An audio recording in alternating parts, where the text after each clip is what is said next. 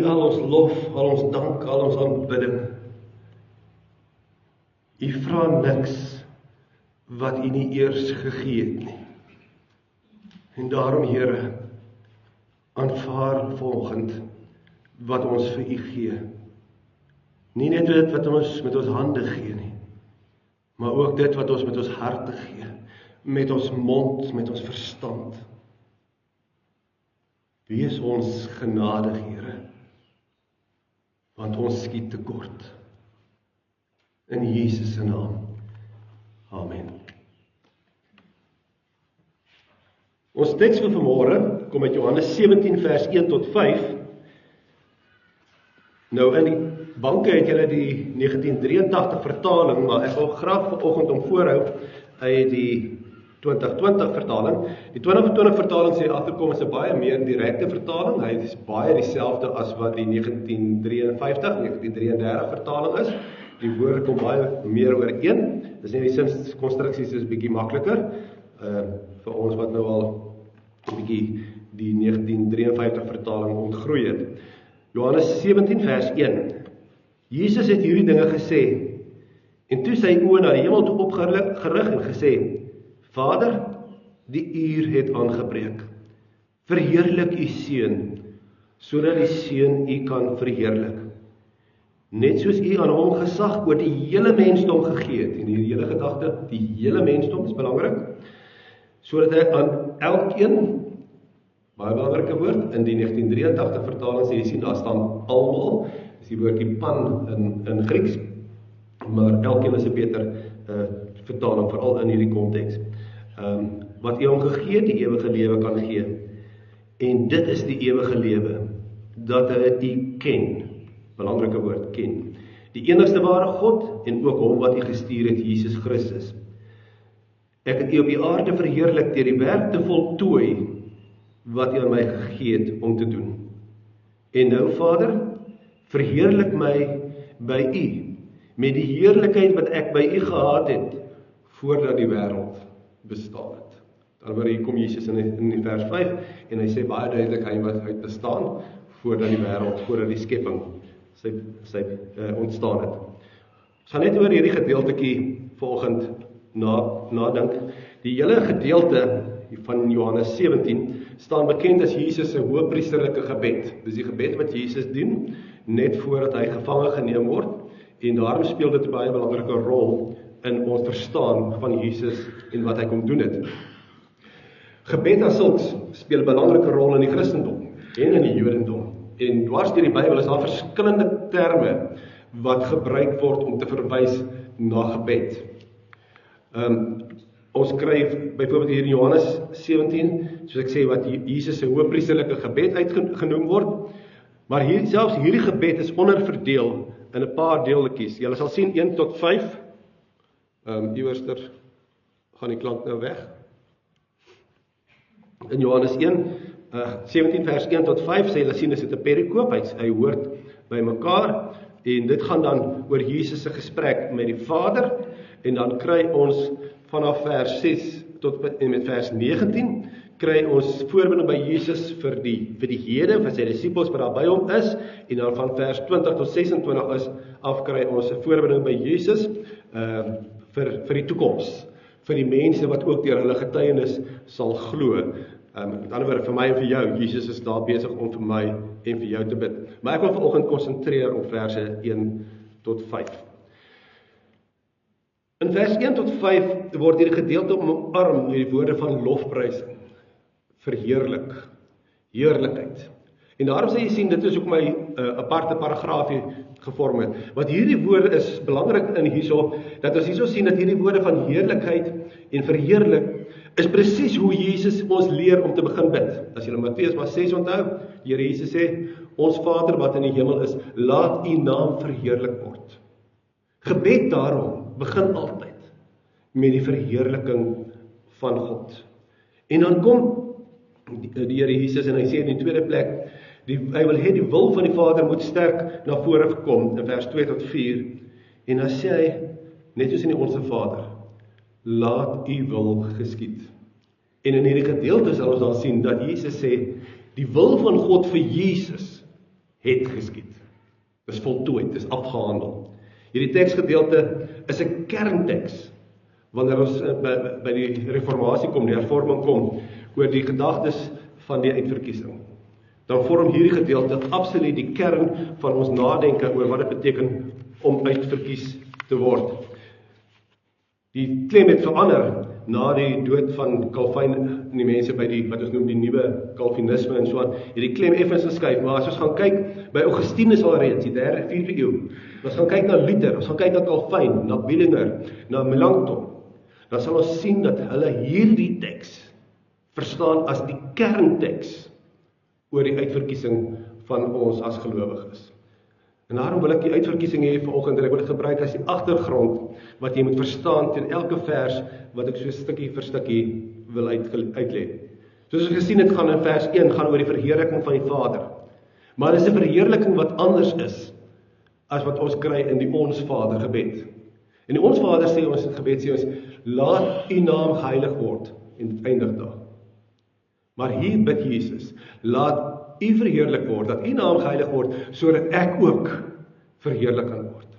En met dit is Jesus besig om homself onmiddellik op dieselfde vlak as God self, God die Vader, te sit. En in hierdie vers, met ander woorde, kry ons ook dat herhaaldelik in Johannes word Jesus daarvan beskuldig. Hy sit homself op dieselfde vlak as God. Dit is godslasterlik in die oë van die Jode. So ons kyk na Johannes 5 vers 17 tot 18. Dan sê Jesus, hy is hier om God se werk te doen. So hy en God doen presies dieselfde werk. Hulle is skepingsmagtig. Hulle is besig om kreatief te werk, om iets nuuts te skep. En as jy Johannes lees, en jy gaan vergelyk Johannes met Genesis, sal jy agterkom, Johannes is die Genesis teks, die skepingsteks van die Nuwe Testament. In Johannes 8, vers 58 tot 59, wil die Jode vir Jesus met klippe gooi, want hy gebruik dieselfde woorde, as waarmee God homself aan Moses openbaar. Ek is wat ek is. En die Jode het onmiddellik opgetel. En dan kom hulle en hulle sê, ons moet hierdie man doodgooi met klippe. Hy vergelyk homself, hy stel homself op dieselfde vlak as God. In Johannes 10, vers 30 tot 33 sê Jesus uitdruklik, ek en die Vader is een. En dis 'n beroep op Deuteronomium 6 vers 4. Hoor Israel, die Here ons God is die een, die enigste Here. En dan wil die Jode hom weer keer met klippe doodgooi vir sy godslastering. In Johannes 19 vers 7, in Johannes Evangelie spesifiek, kry jy dan dat die Jode vir Jesus gaan aankla by Pilatus oor Gods lastering. Hy is besig om homself God te noem. En die Johannes Evangelie is deurdrenk van hierdie gedagte dat Jesus, die mens wat hulle daar op aarde geloop het, soos wat hy in sy eerste brief skryf, die mens wat ons gesien het, die mens wat ons geëet het, die mens wat ons geraak het, dat hierdie mens God is. En dit was vir die Jode onaanvaarbaar in daardie tyd. Dit gaan dus in vers 1 oor die verheerliking van die Vader en die Here Jesus, beide as God. En dit bring my by vers 2, waar die uitverkiesing 'n werklikheid word. God gee aan Jesus mag oor die ganse mensdom. Jesus het gesag oor alle mense, nie oor sommiges nie. Oor alle mense het Jesus gesag. En hy het die mag om die ewige lewe te gee aan diegene wat die Vader aan Jesus gee. Daar kom die uitverkiesing uit. Die mense wat God uitverkies het om in Jesus te glo, is die mense. En die woord gee word dan 3 keer gebruik hierso. Die Vader gee vir Jesus volle gesag oor alle mense. En dan gebruik die Griekse woord vir mensdom word daar gebruik. En dit is baie goed, want dit is getuig van die inklusiewe aard van die woord. Met ander woorde, God gee alle mense wat gemaak is. Maak nie saak waar jy is en waar jy woon en wie jy is en wat jou status of enigiets nie. Alle mense het Jesus gesag oor. En dan sê hy in die tweede plek, uit hierdie mensdom gee Jesus aan die mense wat die Vader hom gegee het, die ewige lewe. En die hervormers het baie duidelik verstaan, dat in die mensdom verstaan ons die unieke omvattendheid van God se genade. Dis beskikbaar vir alle mense. Maar dan kom ons in die tweede plek hierso, dat dit nie elkeen gaan dit aanvaar nie. Want dan kom ons by Johannes 3 vers 16. Maar aan elkeen wat in hom geglo het hy die ewige lewe gegee. Hierdie gedagte van uitverkiesing het ek ook gebruik in die teks al vroeër, wat verwys na Deuteronomium. En dit kom die heel meeste in Deuteronomium voor, 7 keer as ek reg onthou. En die heel meeste kom hierdie gedagte van uitverkiesing in Johannes voor in die Nuwe Testament. Daniel Carson skryf dat ons maklik daaraan dink dat God Jesus vir ons gegee het. Maar ons vergeet soms, God het ons wat glo vir Jesus gegee. God gee op 2 maniere. Hy gee vir ons deur Jesus en hy gee ons vir die Here Jesus. Charles Spurgeon sê, hier is 'n pragtige uitbeelding van hoe God se algemene verkiesing, dit kan net 'n woord Calvin uitgedink het, van die algemene verkiesing van die mensdom, alle mense, omgeskakel word in die partikuliere of besondere verkiesing van elkeen wat in Jesus sal glo. Iets wat Johannes 3 vers 16 reeds vir ons uitspel. Die ganse mensdom kan Jesus se verlossingswerk, van Jesus se verlossingswerk hoor, maar almal gaan dit nie aanvaar nie. En dit is vir ons 'n misterie. Ons verstaan nie, hoe kan almal hoor van God se liefde? Selfs sy liefde ervaar, selfs dade doen wat God verheerlik, soos Judas, wat by was, wat die evangelie gaan verkondig het, duiwels uitgedryf het, as ons die teks reg verstaan in Lukas.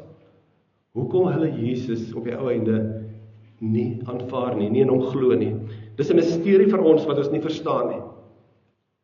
Dieselfde misterie waarmee ons sit, dat God daar in die tuin van Eden vir die mens gesê het, van hierdie boom eet gaan julle sterwe.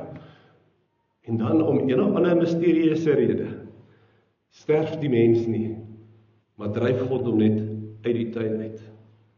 En daardie misterie noem ons die liefde. Ons verstaan nie die diepte van God se liefde nie. Dit bly vir ons 'n misterie. God wat die begin en die einde reeds ken, want hy het tyd gemaak, weet wie van ons gaan kies. Weet wie van ons het die Here Jesus aangeneem as ons enigste verlosser. Ons het nie daardie insig nie. En daarom word ek en jy en ons elkeen opgeroep en uitgedaag om te kies. Wie wil julle volg? Sê Joshua. Hierdie mense wat God aan Jesus gegee het, is met ander woorde die uitverkorenes. Die wat vir wie Jesus die ewige lewe gee. Elkeen van ons wat glo, Jesus is ons ewige Here en Verlosser. In vers 3 beantwoord die vraag van, maar wat beteken dit om die ewige lewe te hê? In ons koppe beteken die ewige lewe iets wat aanbreek nadat jy gesterf het. Johannes sê nee, is onwaar. Johannes sê die ewige lewe is reeds nou hier by ons. Ons het reeds die ewige lewe nou deur ons geloof in die Here Jesus Christus.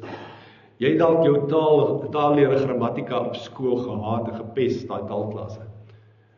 Maar dis nou wanneer jy dit moet gaan opgrawe en uitgrawe. Want dis hier waar dit wesensbelangrik word. Dat jy moet verstaan dat hier wanneer Johannes skryf, dan sê hy, dit is die ewige lewe. Die ewige lewe is nie iets wat kom nie. Dit gaan nie kom nie. Dit is nie verby nie. Dit is reeds nou. Die woorde is in die teenswoordige tyd geskrywe. Die ewige lewe is nie 'n saak van die verlede of iets van die toekoms nie. Die ewige lewe is 'n saak van hier en van nou. Dit berus by die keuse wat ek en jy nou maak. Ek en jy kan nou uitverkies wees, deur vir Jesus te kies. Wat behels die ewige lewe dan? Die ewige lewe sê dan, is kennis van 2 persone, die enigste ware God en sy gestuurde. En hier moet ons eers hierdie 3 uitsprake bietjie by stilstaan.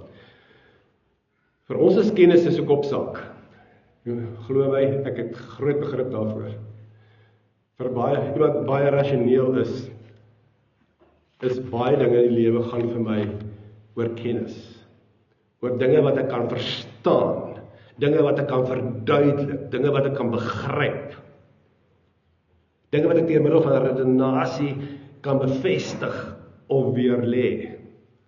En kom ons sê nou maar vir mekaar, in ons spesifieke Christelike tradisie, is ons baie sterk hierop ingestel. Jy moet kennis by mekaar maak. Jy moet jou Bybel ken. Jy moet weet waar jy dit staan. Jy moet amper wees soos Willie Marais, wat seker die hele Bybel in sy kop uit kon aanhaal, en as jy 'n teksvers gegee, kon hy vir jou die versverwysing ook gegee het. In ons eie tradisie druk ons mense om te verstaan. Ons het hard probeer om weg te beweeg van Sondagskool af na katedese toe. Maar die skoolgedagte is nog steeds daar. Julle moet iets leer, julle moet iets onthou, julle moet iets memoriseer. Jy moet die Bybel verstaan. Jy moet verstaan wat jy lees, en ons gryp daarvoor na die verhaal van die enig van Ethiopië. In ons tradisie, met ons sterk klem op intellektuele kennis, is onsekerheid en twyfel is taboe. Dit word beskou as 'n grove dwaling. Jy kan nie dit doen nie. En dit is alles belangrike punte. En ek kan my daarmee vereenselwig. Maar kennis, moet ons ook baie duidelik sien dat die Bybel vir ons sê, maar kennis is tydelik.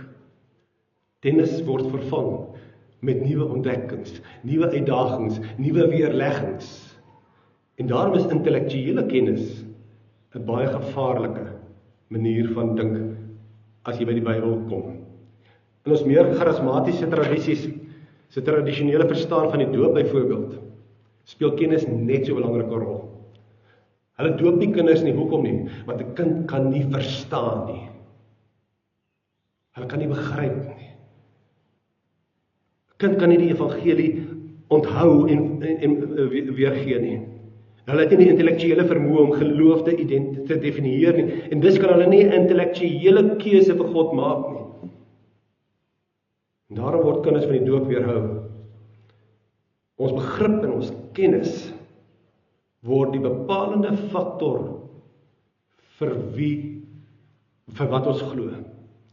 Ook by die nagmaal. As ons gaan kyk by die nagmaal, daar die woorde van Paulus, as hy sê, julle moenie 'n oordeel oor julleself eet en drink nie. Dan verstaan ons dit intellektueel. Ons verstaan dit vanuit kennis uit. Wat net met die brein gedoen word.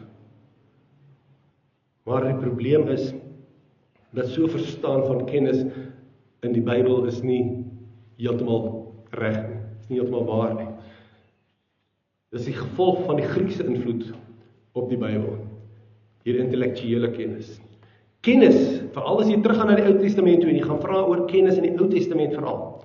En as jy weet sien, kennis in die Ou Testament is nie intellektueel nie, maar is relasioneel. Met ander woorde, dit gaan oor verhoudings. Jy dink jy ken jou ma, jy dink jy ken jou pa, jy dink jy ken jou eggenote. En dan soms dan ontdek jy, maar ek ken hulle glad nie. Ek weet nie wie is hierdie persoon nie. Ek ken mos die grapjie wat ons maak, jy is my kind, wat jy met my kind gemaak, wie is jy wat nou hierdie snaakse dinge doen, wat ek nie van jou ken nie.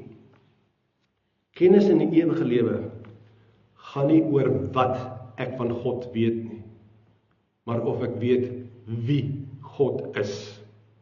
Dit is waaroor kennis in die Bybel gaan. Dit gaan oor die verhouding met die een wat ek ken. Verhoudings gaan feite vooraf. Nie dat feite onbelangrik is nie, want dit speel 'n baie geweldige belangrike rol in ons verhoudings. Maar dit staan terug as dit kom by verhoudings. Verhoudings dra eenvoudig net meer gewig. En dis presies wat vers 3 vir ons wil uitlig. Daar's twee persone wat ons 'n verhouding moet hê om die ewige lewe te kan hê. Ons moet weet wie is die ware God. En ons moet weet hoe hy by ons gekom het. Wie sy gestuurde. Dis die wie wat saak maak. Wat vir ons ewige lewe gee. Blote kennis van God as die enigste ware God en Jesus as sy gestuurde, blote kopkennis bring nie vir ons noodwendig die ewige lewe nie. Die duiwel weet dit ook.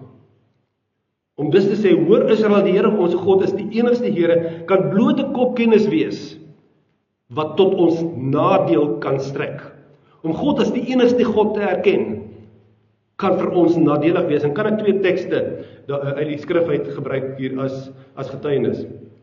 In Handelinge 19 kry jy so 'n verhaal van 'n man wat beset is deur 'n bose gees. Die 7 seuns van Skeva probeer dan hierdie bose gees uit hierdie man uitdryf. Hulle kry dit nie reg nie. En wat gebeur is dat hierdie bose gees, die Griekse woord wat daar gebruik word is demoon, dat hierdie demoon hierdie 7 seuns van Skeva gryp en hulle uitmekaar uitslaan sodat hulle kaal weghardloop. En die uitdrukking dat hulle kaal weghardloop sodat hulle vernederd weghardloop. En wat sê hierdie bose gees? Hy sê, ek ken vir Jesus. Ek weet van Paulus. Maar julle, wie is julle? En wat het die seuns van Skeva probeer? Hulle het probeer om die demoon uit te dryf deur die gebruik van die naam van die Here Jesus. Ons moet pas op dat ons Jesus se naam nie misbruik nie, sonder dat ons weet wie hy is nie. In Jakobus 2 vers 19 skryf Jakobus na mense wat sê, hulle glo daar is net een God. En dan kom Jakobus en hy sê, wat? Dis niks snaaks nie. Die duiwels glo dit ook. Maar wat is die gevolge daarvan vir hulle? Die duiwels wat glo daar is net een God sinner. Die enigste plek in die Nuwe Testament waar hierdie woordjie gebruik word, en dit is die woordjie friso, en ek het nogal gaan naslaan om agter te kom of ons Afrikaanse woord fries dalk nou van hierdie Griekse woord friso afkom. Blykbaar nie, maar daar's verwantskap in die sin dat wanneer Jakobus hierdie woord gebruik, sê dit, dis om iets te weet wat jou kouerlings gee. Kry ek en jy nog kouerlings as ons dink oor wie God is? Kry ons 'n warm hart? Hoe lyk ons kennis van God? In al twee hierdie gevalle, al twee die Nuwe Testament uit, kan selfs die bose 'n grondige kopkennis hê van wie God is. Maar dit is tot hulle nadeel, want hulle staan nie in 'n verhouding, 'n liefdesverhouding met God nie, of die Here Jesus nie. Ekskuus. Vir hulle is dit skrikwekkend om te weet wie is Jesus. Kennis van God is die enigste ware God, is vervat in alle belydenisse van die Christendom. Enige een, die apostoliese geloofsbelydenis wat ons net gebruik het. Dis ingesement in die oerbelydenis wat ons het in Deuteronomium 6 vers 4. Hoor Israel, die Here ons God is die enigste Here. Daar is nie 'n alternatief vir die God van die Bybel nie. Om dus te weet dat daar net een God is en dat Jesus die verlosser is wat hy gestuur het, vra reaksie van my en van jou. Dit vra 'n verhouding met hom. Dit vra dat ek en jy 'n verbintenis met hom maak. Hy het dit gedoen met ons by die doop. Baie van ons het voor die kansel kom staan en gesê, ek verbind my tot die Here. Met 'n geloof, met 'n belydenis van geloof. Ons het dit gedoen wanneer ons getrou het. Ons het dit gedoen wanneer ons kinders tot doop gebring het. Maar wat was daar in die verhouding tussen my en God en die Here Jesus? Was hy regtig vir my die enigste God? Jesus die enigste verlosser wat hy gestuur het? Is die nagevolge van ons lewe en die situasies waarin ons land ook nou is en die wêreld om bevind, nie juis die gevolg daarvan dat ons met ons mond bely wat ons nie met ons harte glo nie. En dis met ons monde te bely, God is die enigste ware God en Jesus as verlosser is om die waarheid te praat, maar 'n leuen te lewe. Dink net hoe ons kinders voel, as kinders gevoel het, toe ons geweet het waarvan ons paas nie en maas nie hou nie. En dan gaan doen jy dit. En dan, wat gebeur dan? Dan is jy skrikkerig om by pa en ma in die oë te kyk. En dis wat die Here vir ons vra, kan jy my in die oë kyk? Op grond van die belydenis, baie belydenisse, wat jy afgelê het, doelbewuste ongehoorsaamheid van God. En dit bring my by vers 4. Wat is die werk wat Jesus kom volbring het op aarde, en waardeur hy God verheerlik het? Met Johannes se klem op die skepingsverhaal, aan die begin van sy evangelie en reg deur sy evangelie, kan ons net een logiese gevolgtrekking maak. Jesus is die vervulling van die belofte wat God gemaak het in Genesis 3 vers 15. Ek sal iemand stuur wat die Satan se kop sal vermorsel. Johannes kom sê dit eksplisiet in 1 Johannes 3 vers 8. Hy sê, hiervoor het die Seun van God verskyn, om die dade van die duiwel te vernietig. Paulus bevestig dit weer 'n keer in Romeine 16 vers 20. God wat vrede gee, sal die Satan spoedig onder julle voete verpletter. Dit is 'n direkte verwysing na Genesis 3 vers 15. Galasiërs 4 vers 4 sê, draak 'n duidelike verwysing en draak 'n duidelike verwysing na 3:15. Want toe die tyd vervul is, het God sy seun gestuur, gebore uit 'n vrou. Met wie praat God in Genesis 3 vers 15? Met Eva. Iemand wat gebore is uit 'n vrou, wat die slang se kop sal vermorsel. Die teks self lig met ander woorde vir ons verder uit, as Jesus reeds voor sy afsterwe, voor sy kruisiging, die belofte van God in Genesis 3 vers 15 vervul het.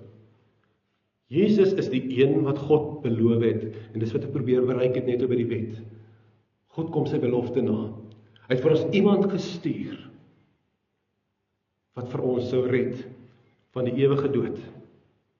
En nou is die uitverkiesing daarin geleë, dat God aan ons die geleentheid skenk, om die Here Jesus Christus te kies. Die Here Jesus sê, ek het reeds die werk, ek het die verheerlikte die werk te volbring, wat U vir my gegee het, om te voltooi. Hierdie is 'n baie belangrike fase. Jesus kom en hy verheerlik die Vader reeds voor die kruis. En hy sê, maar ek het dit klaar gedoen. Julle sal onthou dat Jesus se laaste woorde aan die kruis is, die tweede laaste woorde, is tetelestai. Dit is volbring, dit is afgehandel. En dan die laaste woorde wat sê, ek gee my gees in die hande oor. Daardie woordjie wat daar gebruik word van, dit is afgehandel, of dit is voltooi, is dieselfde woord wat Johannes ook hier gebruik. En Jesus sê, ek het alles gedoen wat nodig was, om die Satan te vernietig. Nou kom dit, die vraag, wat maak ek en jy daarmee? Want wat nou gebeur is, dat wanneer ek en jy by hierdie punt is, gaan die Johannes Evangelie verder na die baak van Jesus, die lam van God. Jesus neem die volle skuld van die ganse mensdom op hom. En wanneer Jesus sterf hy ten gunste van die ganse mensdom. Daar redding is vir almal. Ekskuus. Maar nie almal sal deel hê in daai verlossing en redding nie, maar net die wat Jesus aanvaar. Net die wat in Jesus glo, die wat 'n verhouding aanknoop met die Here Jesus. En dit bring my terug by die saak van vers 5 dan, dat Jesus weer sê, Vader, ek verheerlik U my nou ook. En dan begin die verheerliking van Jesus by die kruis.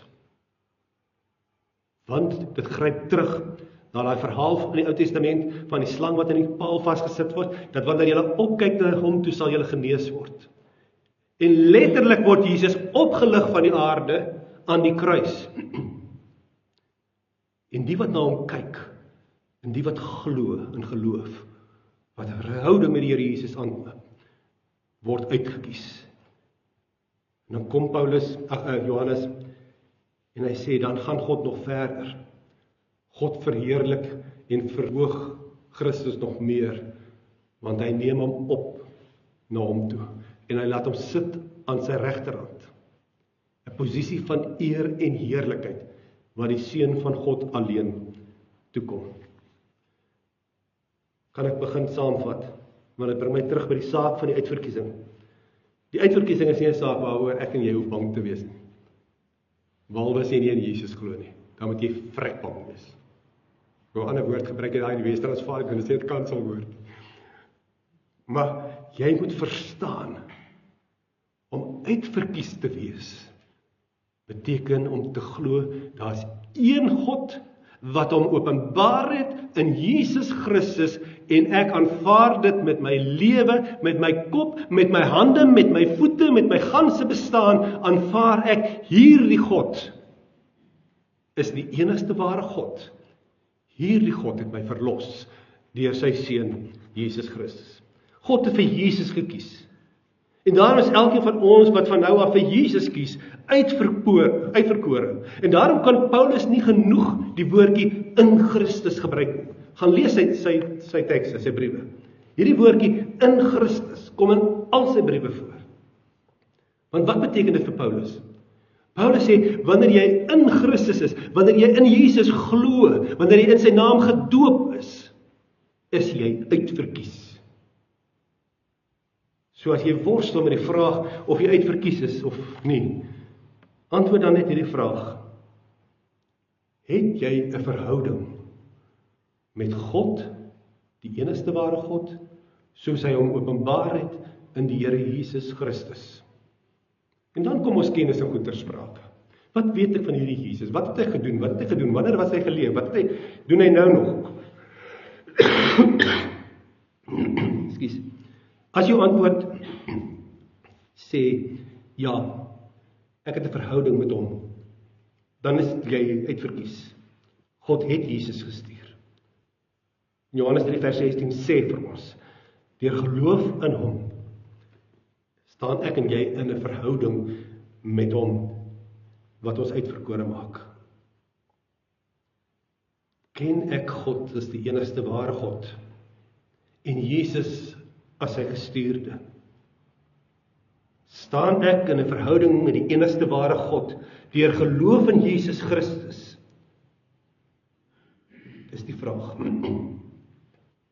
wat ons almal weer 'n keer maar moet antwoord. Want 'n verhouding met Jesus Christus is 'n verhouding met die ware God. En daarsonder is ons nie uitverkies nie.